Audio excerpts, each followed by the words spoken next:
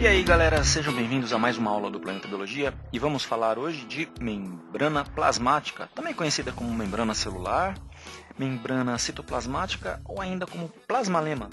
A membrana plasmática ela tem como principal função separar o meio interno do meio externo e controlar a entrada e saída de substâncias. A gente vai ver alguma dessas funções e a sua estrutura. Aqui a gente pode ver nessa imagem uma ilustração representando alguma dessas estruturas. Bom, vamos lá. Como eu disse, né, ela pode ser também conhecida como membrana citoplasmática, membrana plasmática, plasmalema ou membrana celular. Ela é presente em todos os tipos de células e só é visível ao microscópio eletrônico. Suas estruturas, né, como componentes, ela tem fosfolipídios formando uma bicamada, como aqui ó, a gente pode ver. Na próxima figura a gente vai olhar melhor aqui, ok? Um colesterol que fica ali movimentando entre os fosfolipídios e confere uma maleabilidade, né, uma fluidez maior à membrana. Ela possui proteínas periféricas que não atravessam a membrana, proteínas integrais que atravessam a membrana e vão desempenhar um papel importantíssimo aí no controle de entrada e saída de substâncias, né? Eles criam canais por onde pode ocorrer a passagem de soluto. E também compostas por glicoproteínas, que é proteína associada a um carboidrato, ou glicolipídios, que são carboidratos associados a lipídios, né? A gorduras. Na superfície formando o glicocálix. Aqui a gente tem uma ilustração, certo? Melhor, a gente pode ver aqui uma proteína integral, que é aquela proteína que passa, certo? Que ela atravessa a membrana, aqui está melhor ilustrado o corte transversal dela, e elas funcionam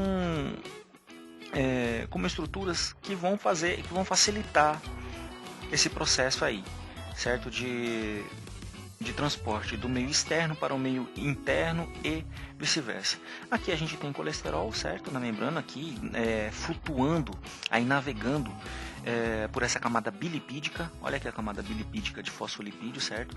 Aqui a gente tem, cada uma dessas daqui é uma estrutura de fosfolipídio, é uma estrutura muito importante na formação da membrana. Colesterol aqui, que eu já mostrei. Glicolipídios, que são carboidratos associados aí a lipídios. A gente também tem glicoproteínas, que seriam carboidratos associados à proteína. Aqui o glicocálix, que vai, digamos assim, funcionar para o reconhecimento de certas substâncias, deixando entrar ou sair determinadas substâncias, ok? Bom, quais são as propriedades, né? Quais são as características que a membrana tem? A membrana celular. Ela tem uma permeabilidade seletiva, ou seja, ela seleciona aquilo que sai e que entra da célula. Então não é tudo assim, chegou, encostou ali, entrou e saiu. Não é assim. A permeabilidade é seletiva. Ela possui uma baixa tensão superficial devido à grande maleabilidade na membrana. E essa maleabilidade se deve em parte aí também ao colesterol. Olha como o colesterol é importante. O pessoal só fica falando mal do colesterol, mas o colesterol é importantíssimo aí na estrutura das células. Possui também uma alta resistência elétrica devido à presença dos fosfolipídios que não conduzem bem a eletricidade. Tem uma alta resistência mecânica devido também à sua plasticidade, tem uma capacidade de regeneração, né, até certos limites, né, se houver algum dano àquela membrana ela consegue se regenerar. Elasticidade, as moléculas de fosfolipídios e o colesterol presentes na membrana tornam essa estrutura mais plástica, mais maleável, mais fluida. Em relação ao transporte através da membrana, certo? A gente tem basicamente de dois tipos. Um que é passivo, antes de começar aqui, tem dois tipos, certo? Dois tipos de transporte. Um que é passivo e outro ativo.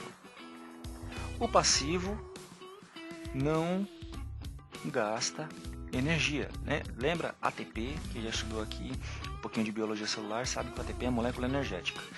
Ao contrário, o ativo gasta energia, ou seja, ele vai consumir o ATP, aquela moléculazinha lá produzida pelas mitocôndrias.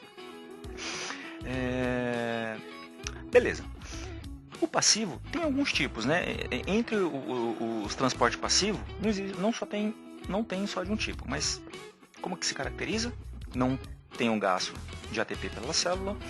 Apenas moléculas muito pequenas conseguem atravessar a membrana, principalmente água, íons também. E aí existem 3 tipos de transporte passivo: a difusão simples, a difusão facilitada e a velha e famosa conhecida osmose. Então tá aqui esses três tipos, certo? Difusão simples, difusão facilitada e osmose. O que é difusão simples? A difusão simples é o seguinte: você tem um meio, eu nem vou desenhar aqui, certo? Você tem uma membrana aqui semipermeável, né? Então você tem uma concentração de um certo soluto aqui, certo? E aqui você tem uma concentração bem menor. O que vai acontecer? Esse soluto vai passar por difusão simples, porque aqui está mais concentrado e aqui está menos. Vai passar para lá. A passagem do soluto, partículas moleculares, do meio onde sua concentração maior para o outro meio onde sua concentração é menor. E é passagem do meio, também a gente pode dizer que é a passagem de solutos do meio hipertônico, ou seja, mais concentrado, né? Hipertônico, para o meio menos concentrado, ou pouco concentrado, que é hipotônico. Aqui a gente tem aí, né, mostrei lá que a gente tá animado, então aqui tem uma alta concentração, já começou a difusão, continua a difusão até se equilibrar, certo? Momento 1, momento 2, 3 e equilibrou, ok? Para a gente poder, de forma visual, ver como é que funciona esse transporte passivo, aquele primeiro lá que eu mostrei, a difusão passiva. A membrana deve ser permeável àquele soluto, certo? A membrana, inclusive, ela não é permeável a todos os solutos. Deve haver diferença também, para que isso aconteça, deve haver diferença de concentração do soluto no meio interior e exterior da célula. Na difusão facilitada, há uma facilitação, não é chegar lá e simplesmente passar, né? Existem canais iônicos que vão facilitar e proteínas carreadoras, chamada de permease, que vão fazer isso. Também não tem gasto de energia, da mesma forma ocorre do meio mais concentrado para o meio menos concentrado. Então, da mesma forma, aqui, ó, certo? Vamos resenhar essa bolinha aqui. Então aqui também tem que estar o meio mais concentrado, certo? Aqui então tem muito desse soluto aqui, ok? Então aqui, como está mais concentrado e aqui menos concentrado, a gente tem essa difusão facilitada, né? Proteínas facilitam entrada e saída de solutos, ok? Eu coloquei aqui como meio interno, como meio externo, mas não importa. Na verdade importa que é passagem do mais concentrado para o menos concentrado.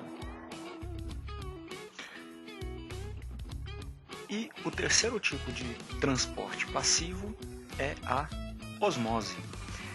O que a osmose tem diferente da difusão facilitada e da difusão simples? Bom, aqui na difusão simples, certo, é do meio mais concentrado para o menos concentrado, soluto.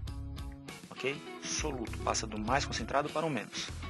Aqui da mesma forma, o soluto passa do meio mais concentrado para o menos concentrado.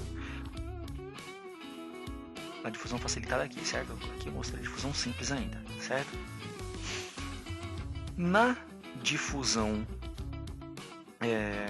na osmose, olha só, inverteu. Eu tenho aqui passando alguma coisa do meio menos concentrado para o meio mais concentrado, só que não é soluto agora é solvente, né? No caso a água, principalmente a água, né? Deixa eu tirar aqui só para a gente poder ver melhor. Então é a passagem de água através da membrana, através de uma região menos concentrada, pouco concentrada, né? Também chamada de hipotônica, para uma região mais concentrada, também chamada de hipertônica. Uma região hipotônica para uma região hipertônica. Os dois têm. Hipertônica. Aqui a gente tem 3 formas celulares que a mesma célula, né, na ilustração, só que com diferentes concentrações de água. O que aconteceu com essa célula aqui? Aqui a gente tem uma solução hipotônica, ou seja, com poucos solutos, certo? E aqui uma célula com uma grande concentração de soluto. O que vai acontecer? A água a água, ela gosta de soluto. Ela gosta, então ela vai ser atraída por esse soluto, certo? Isso que é osmose. É o solvente passando do meio menos concentrado de soluto para o meio mais concentrado de soluto. Porque a água, digamos assim, ela é um bicho interesseiro, certo? Ela vai gostar de soluto. Aqui a gente tem uma solução isotônica, iso de igual, certo? Então ela vai manter a forma natural dela. A entrada e saída de água estão em equilíbrio. E aqui, ao contrário, numa solução hipertônica, a gente tem aqui o meio muito concentrado de soluto, certo? Muito concentrado de soluto. O que vai acontecer? Vai entrar pouca água e vai sair muito, porque, de novo, a água interesseira quer saber de quem tem mais soluto. No caso, o meio externo tem mais soluto, ela vai passar para o meio externo. Isso é a osmose. Okay? E aqui a gente tem uma célula túrgida e uma célula plasmolizada. Agora a gente vai para o transporte ativo, aquele em que há gasto de energia, aquele em que se gasta ATP. Isso daí ocorre contra um gradiente de concentração. O que significa contra o gradiente de concentração? Em que o soluto passa do meio menos concentrado para o mais concentrado. A tendência no transporte passivo, né, com exceção da osmose, que trata de solvente, é que o soluto passe do meio mais concentrado para o meio. O soluto, hein? Vamos confundir soluto com solvente. Como exemplo, a gente tem a bomba de sódio e potássio, certo? O K+, né, que representa o íon potássio, a concentração dele é maior dentro da célula, enquanto a concentração de sódio é maior fora da célula. Só que a célula, o que acontece? Ela tem que manter esses níveis de sódio e potássio equilibrados, certo? O que acontece? Por difusão, as concentrações vão se igualar. Se não tiver nenhuma bomba aqui, certo? De sódio e potássio, no caso, vai se igualar. Só que isso não pode acontecer, porque isso daí vai alterar o metabolismo da célula, e isso pode comprometer, né, todo o funcionamento celular. Então ela tem que manter os níveis em determinadas concentrações, certo? Então ela vai gastar energia para bombear sódio e potássio em sentido contrário ao da difusão, certo? 3 sódios são enviados para fora da célula, enquanto 2 potássios são enviados para dentro da célula, aqui como mostra lá, 2 enviados para dentro, enquanto 3 sódio para fora, acabou, lá, 2 potássio para dentro, certo? A gente pode ver aqui representado em azul, a gente tem um potássio, olha como a concentração é maior. Se fosse por difusão, isso daqui ia saindo aos poucos até que se igualasse. O sódio também, olha como é menor aqui e como é maior aqui fora. Por difusão, iria se igualar, mas como tem gás de energia, como existe essa bomba para manter o equilíbrio celular, para manter o metabolismo celular, ela vai funcionar expulsando com gás de energia. Outro tipo também é a endocitose, certo? Que é um englobamento de partículas e micro-organismos para o meio intracelular, né? Existem 2 tipos de endocitose, a fagocitose e a pinocitose. Fagocitose é um englobamento de partículas sólidas por meio de expansões citoplasmáticas denominadas pseudópodes. É muito comum pseudópode, né, tanto na ameba ou em células do nosso sistema imunológico, os glóbulos brancos, lá, os macrófagos, certo? Após o englobamento vai se formar um vacúolo alimentar ou fagossomo. Falei um pouquinho disso daí lá em biologia celular, em citologia, em organela citoplasmática, a gente fala bastante disso daí. Então aqui mostrando, né, a endocitose por fagocitose, tem uma partícula grande, a membrana vai sofrer uma alteração para poder englobar e depois o próximo passo ela vai ser englobada. Olha só, a mesma estrutura aqui da membrana é a mesma estrutura aqui do vacúolo do fagossomo, certo? Depois ele vai se encontrar com o lisossomo e vai ser digerido. E aí, como eu disse, né, anteriormente lá, é muito comum nas amebas e glóbulos brancos a formação de pseudópodes. Nas amebas para alimentação e nos glóbulos brancos para defesa. O outro tipo é a endocitose, que é o englobamento de partículas líquidas que vão tocar a membrana, vão provocar essa invaginação. Então, determinadas partículas vão tocar a membrana, vão estimular aí essa invaginação, vão formar bolsas que contêm um material englobado e diferente lá do fagossomo, aqui vai chamar de pinossomo, certo? Na fagocitose forma-se o fagossomo, aqui ó, forma-se o fagossomo. Na pinocitose forma-se o pinossomo. E para terminar aí, né, a exocitose. Se endocitose é o englobamento, são partículas que entram para o interior da célula. Exo é para fora, também é chamada de plasmocitose, né? É a eliminação de substâncias a partir de bolsas citoplasmáticas. As bolsas contendo material a ser eliminado, aproximam-se da membrana, se fundem a ela, espelhando o seu conteúdo. Dá uma olhada aqui, ó, certo? Nessa vesícula aqui que vai sofrer a plasmocitose ou a exocitose, a membrana é muito semelhante à membrana celular. A membrana aqui dessa vesícula é semelhante à membrana. O que acontece? Quando ela encostar, ela vai se fundir, né? Primeiro passo aqui, no primeiro momento, se aproximando da membrana. Segundo momento, ela toca na membrana e se funde, até que ela forma uma membrana única com uma evaginação, certo? Liberando as substâncias. Bom, era isso aí que tinha para dizer. Se você tiver alguma dúvida, deixa aí nos comentários. Se você gostou aí, assine o canal, se inscreva, coloque as notificações para você saber sempre quando tem aula, certo? Vou ficando por aí. É isso aí, tem várias outras aulas aí no Sistema Biologia. Visita lá no nosso site também, o planetabiologia.com. Tem esse slide lá.